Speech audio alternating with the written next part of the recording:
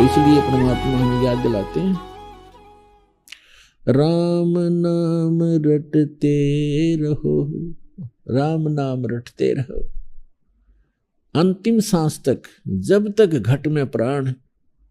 किसी भी, जैसे कई कहते हैं मैंने कुछ दिखाई नहीं दिया, कुछ दिखाओ पहले। अब बच्चे को कहा जाता है कि आप डॉक्टरी की पढ़ाई पढ़ लो, डॉक्टर लग जाओगे, बहुत अच्छी तनख्वाह होगी, ठाठ से रहा करोगे, पंखों के नीचे रहोगे। अब वो बच्चा ये कहे, प्रवेश पा लेता है स्टडी में, और फिर ये कहे मुझे डॉक्टर दिखाओ, हॉस्पिटल दिखाओ। हॉस्पिटल अगर दिखा भी दिया, देख भी आया कि डॉक्टर ऐसे होते हैं, ये ऐसा काम करते हैं, तो फिर जब तक आप स्टडी पूरी नहीं करोगे तो उस हॉस्पिटल के देखने का फायदा क्या हुआ। अपनी स्टडी पूरी करो और फिर देखिए हॉस्पिटल में नौकरी मिल जाएगी आपने। तो यहाँ परमात्मा कहते हैं, राम नाम रटते रहो। राम नाम माने भक्ति, जो परमात्मा का मंत्र आपको दिया गया वो। राम नाम रटते रहो, राम नाम रटते रहो, जब तक घट में प्राण, और कभू तो दीन दयाल के भनक पड़ेगी कानी। किसी भी सदग्रंथ को, किसी भी महापुरुष को के उनके ग्रंथ को, उनके विचारों को देखिएगा, प्रत्येक में यही प्रमाण दिया है कि अंतिम सांस तक भक्ति करते ही रहना। जब तुम शरीर छोड़कर जाओगे तभी उपलब्धि होगी। श्रीमद् भगवद गीता अध्याय नंबर 8 के श्लोक नंबर 13 में कहा है, अर्जुन मेरे सतर की जो भक्ति है, मैं ब्रह्म हूँ, श्री कृष्ण में बोल रहा था। ओम इति एकाक्षरम ब्रह्म विवहारन माम अनुसमरण ये परियाति तजंदेहम स याति परमाम गतिम। मुझ ब्रह्म का केवल एक ओम मंत्र है, और अंतिम श्वास तक इस ओम नाम का भक्ति करता हुआ शरीर त्याग कर जाएगा तो मुझसे, ओम से मिलने वाली जो परम गति है वो प्राप्त हो जाएगी। इसी प्रकार यजुर्वेद अध्याय नंबर 40 के मंत्र नंबर 15 में कहा कि वायु अनिलम अथिदम भस्मांतम शरीरम, ओम कर्तु समर किलबे समर कर्तुम समर। ओम नाम का जाप काम करते करते सेवन करो, विशेष कसक के साथ सेवन करो। मनुष्य जीवन का प्रथम कर्तव्य जानकर, मूल कर्तव्य जानकर ओम नाम का जाप करो। और भस्मांतम शरीरम, जब शरीर अंत होगा तेरा, उस समय इससे मिलने वाला अमरतम अथितम, इसके पश्चात आपको वो अमरत्व प्राप्त होगा। इसी प्रकार सूक्ष्म वेद में परमात्मा ने कहा है, नाम उठत नाम बैठत नाम सोवत जागवे, नाम खाते नाम पीते नाम सेती लागवे। राम नाम रटते रहो जब तक घट में प्राण, और कदे तो दीन दयाल के भनक पड़ेगी कान। तो इसी प्रकार सभी सदग्रंथ जो कांटे के सदग्रंथ हैं, खरे सदग्रंथ हैं, जिसमें अध्यात्म मार्ग सही है, उनका एक ही विचार है और एक ही उनमें वर्णन है, और वो आपको प्राप्त है। परमात्मा भी ये कहते हैं कि परमात्मा का जो सच्चा नाम है, जो पूरा कोर्स कंप्लीट आपको दिया है, अंतिम सांस तक भक्ति करते रहना, और फिर यही आशा रखना कि कभी तो भगवान सुनेगा दीन की। आधीनी बहुत जरूरी है इस भक्ति मार्ग के अंदर। रावण ने भक्ति की, ऐसी सेक्रीफाइस किया भक्ति में भगवान के लिए, कोई कर नहीं सकता। यहाँ से धड़ काट दिया, दोनों हाथ और सिर चढ़ा दिए भगवान का, लेकिन जैसा किया वर्क डन मिल गया, लेकिन मोक्ष नहीं हुआ, क्योंकि उसके अंदर आधीनी नहीं आई। अब क्या बताते हैं, विभीषण के अंदर आधीनी आई रावण के भाई में, रावण में आधीनी नहीं आई। तो जिस लंका, जिस राज्य को प्राप्त करने के लिए रावण ने कितने दाढ़े भुगते, पहले तो घोर तप किए, सिद्धियां प्राप्त की, कुर्बानी की, शीश भी दे दिया, और फिर भी वह लंका नहीं रख सका, क्योंकि उसके पास पूर्ण परमात्मा की भक्ति नहीं थी, और उसकी भक्ति के बिना अधीनी जीव में आ नहीं सकती। और विविक्षण अधीन हुआ परमात्मा। मुनिंदर नाम से आए हुए थे त्रेता युग में, मुनिंदर ऋषि के वशिष्ठ हुए थे। कौन? मंदोदरी और विविक्षण। उन दोनों के अंदर अधीनता थी। तो रावण में अधीनी नहीं थी। अधीनी बिना भगवान सुनता नहीं। अधीनी के पास है पूर्ण ब्रह्म दयाल, मान बढ़ाई मारियो भाई बेअदबी सिर काल। फिर क्या बताते हैं? विभीषण का भाग बडेरा, दासातन आया तिस नेड़ा, दासातन आया बिस्वे बीसा, जाको लंक दई बख्शीसा।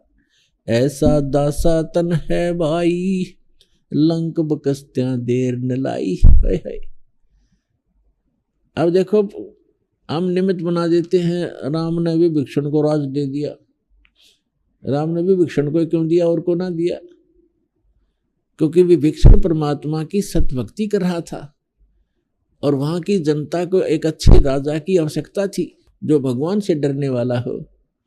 तो परमात्मा की भक्ति करता था, सत्पुरुष की। विभीषण तो सब माहौल, सब कारण करे करावे साइया, मन में लहर उठा, और दादू सिर दर्जीव के वो आप बगल हो जा। तो यहाँ गरीबदास साहिब जी बता रहे हैं कि विभीषण का भाग बडेरा, बड़भागी था वो, जिसकी दासातन आया तिसनेरा, उसकी अधीनी आई उसके अंदर। और कहते हैं दासातन आया विश्वे बीसा, अर्जा को लंक देई बख्शीसा। बख्शीश में मिली उसने परमात्मा की सतभक्ति करने से। ऐसा दासातन है भाई, लंक बख्शते वार न लाई। अगर यहाँ के संसारिक सुख भी तुम चाहो हो तो भी परमात्मा कहते हैं जैतन राजपाट भी चाहिए, हमरा इधर ले ध्यान। लेकिन ये राजपाट आपके जीवन का दुश्मन है। यहाँ तो गरीब बनकर रहना पड़ेगा, इच्छाओं का नाश करके जीना पड़ेगा। एक सारी सृष्टि का संचालक, सबको राजा को भी वही दे रहा है उसकी किस्मत अनुसार। और वो एक झोपड़ी में बैठ के दुल्हे का काम किया करता था। वो पागल थोड़ा ही था।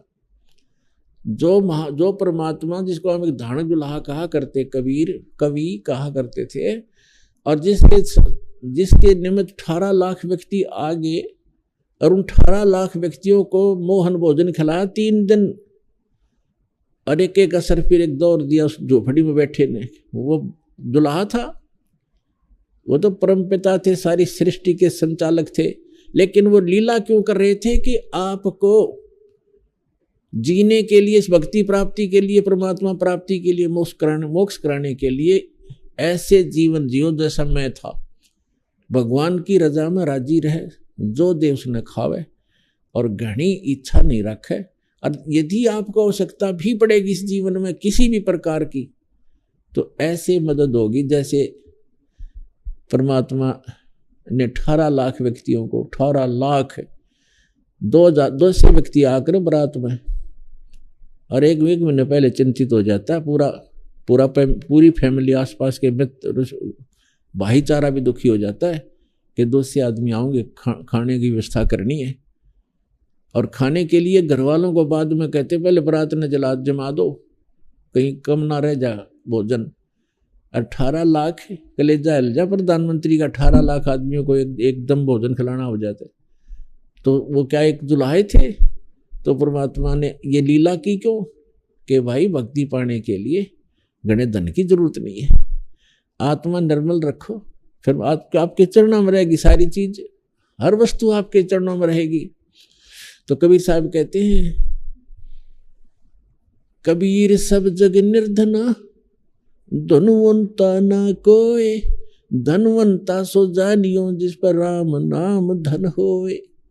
जिसके पास ही राम नाम धन है, उसके पास सब कुछ धन, सारा ही धन उसके पास।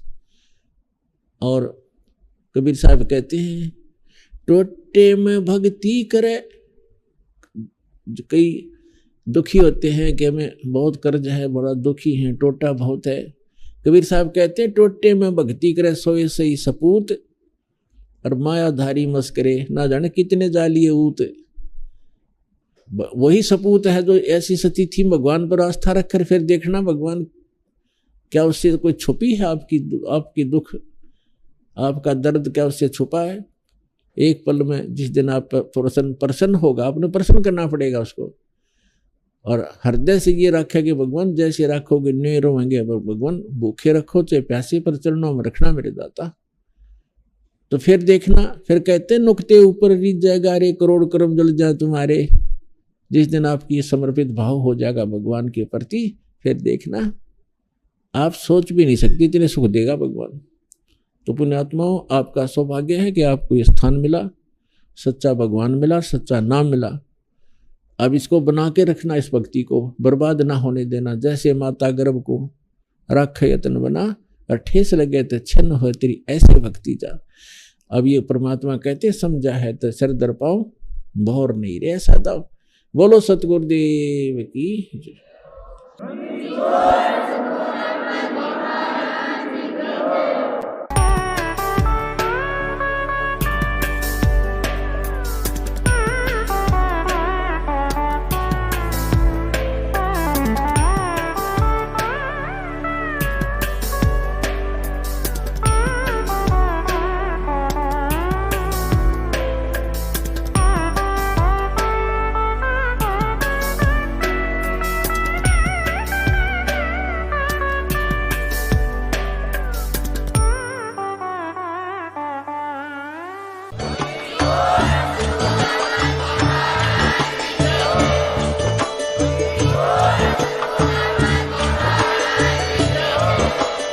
आप सुन रहे थे जगत गुरु तत्वदर्शी संत रामपाल जी महाराज जी के मंगल प्रवचन। अधिक जानकारी के लिए विजिट कीजिए हमारी वेबसाइट www.jagatgururampalji.org। संत रामपाल जी महाराज जी के शुभ आशीर्वाद से पूरे विश्व भर में 500 से भी ज्यादा नाम दीक्षा केंद्र हैं, जिन पर संत रामपाल जी महाराज जी द्वारा ऑनलाइन निशुल्क नाम दीक्षा दी जा रही है। अपने नजदीकी नाम दीक्षा केंद्र का पता करने के लिए संपर्क करें 8222880541।